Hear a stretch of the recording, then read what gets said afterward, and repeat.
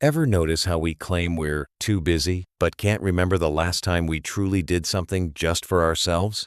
Today we're tackling that question. When was your last real me time? No screens, no obligations, just you. That question is sneakily tough. I thought about it this morning and realized scrolling my phone or running errands doesn't count. So I'm excited for this episode because we're digging deep into why genuine alone time is so rare and how we can finally make it a habit. Here's what we've got in store. We'll break down the myth of being too busy, explore what meaningful personal time actually looks like, dig into why it scares us, and share practical ways to reclaim those quiet moments for yourself.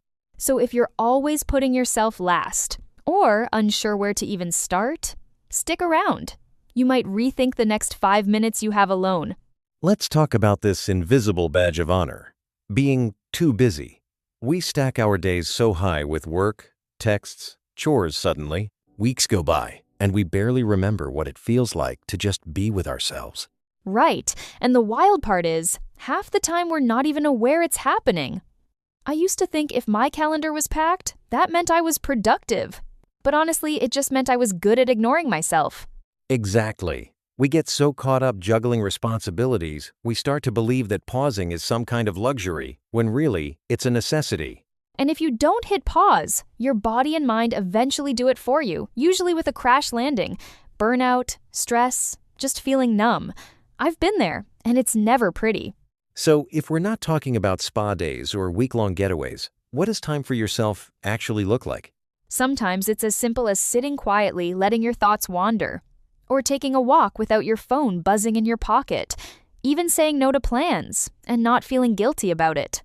I love that. For me, it's 10 slow breaths on the porch, or playing a song I love just for the joy of it. It's less about the activity and more about connecting with who I am when I'm not performing for anyone else. That's spot on.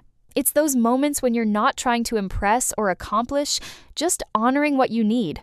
And honestly, the world can wait a few minutes while you do. Here's the tricky bit. Even when we crave it, alone time can feel uncomfortable. Ever notice how things get oddly loud when everything's quiet?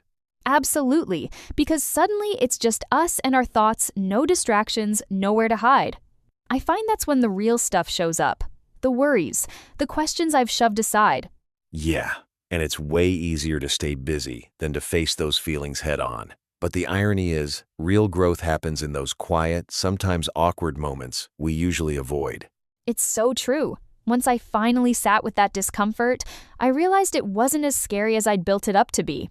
Honestly, it felt like a relief, like dropping a heavy backpack I didn't know I was carrying. So, how can we actually squeeze these moments in, especially when guilt creeps up, the kind that says you haven't earned a break? One thing that helped me was remembering I don't need a reason to take care of myself. I'm allowed to rest, even if my to-do list is a mile long. Sometimes I just schedule 5 minutes, no phone, no pressure to check in with myself. I like that approach. I've started treating solo time like any other appointment. It sounds silly, but blocking it off on my calendar helps me give it real weight and reminds me I'm worth that investment. And if the guilt tries to sneak in, I remind myself. Choosing myself for a few minutes doesn't mean I'm letting anyone down. It just means I'm showing up better for me and everyone else. To wrap up, let's hit the big takeaways.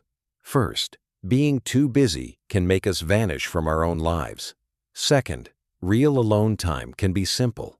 A walk, a pause, a deep breath. Third, it's normal to feel weird or guilty, but those moments are where growth happens. So here's your challenge. Block off just 5 minutes today for intentional time with yourself. No distractions. Notice what thoughts show up and let it be enough. Thanks for tuning in and for giving yourself permission to pause. We'll see you next time, hopefully a little more rested and a lot more present. Take care of yourself and remember, you're allowed to choose you every single day.